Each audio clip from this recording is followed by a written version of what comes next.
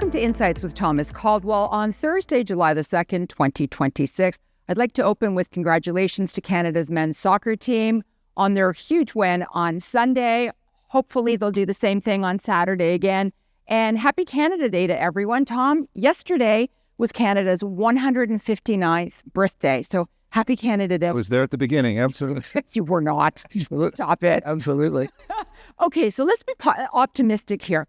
I've heard you say that optimists are more successful than pessimists. Absolutely. So today's topic is going to be inspirational. So let's discuss what's going on in Canada. Well, it's hard for a grumpy old guy like me to be inspirational.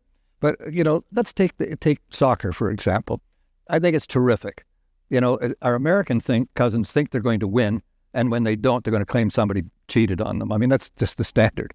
But the interesting thing, there's only one thing that really bothers me about soccer, is athletes rolling around on the ground, holding their knee, pretending they're hurt. That is not Canada. If you're going to play soccer, you're going to get kicked in the shins. Get over it. That's part of the deal. Okay? Canada is Bobby Bond scoring a goal with a broken leg when he played for the Maple Leafs. Now, admittedly, you got to go back a long time to get inspiration from the Toronto Maple Leafs. But that's Canada. That's the thing we got to keep in mind, who we are. We have done incredible things. We built a wonderful country out of a very hostile environment. We pitched in and fought against evil in World Wars I and II, peacekeeping, all kinds of things. We were the safe haven.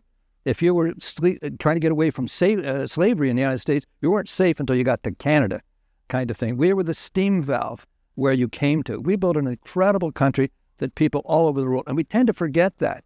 And, we can get focused on negatives. And frankly, the media feeds it. Our politicians feed it. Oh, here's a problem and we're going to solve it for you. I think, you got to cut off negatives. Albert Einstein had a great line. He said, avoid negative people. They have a problem for every solution.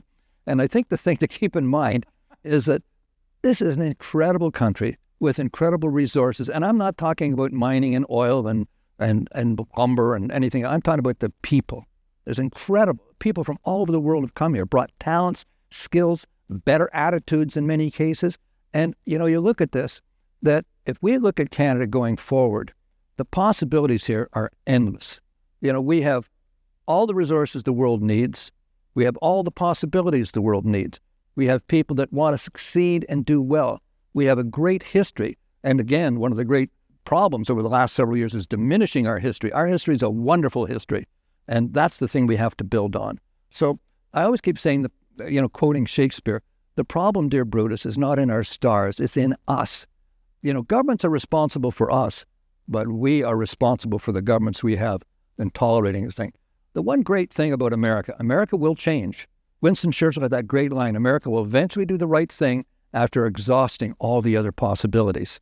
And we have to get to that where we change, not just elect the same party with a new pop-up leader.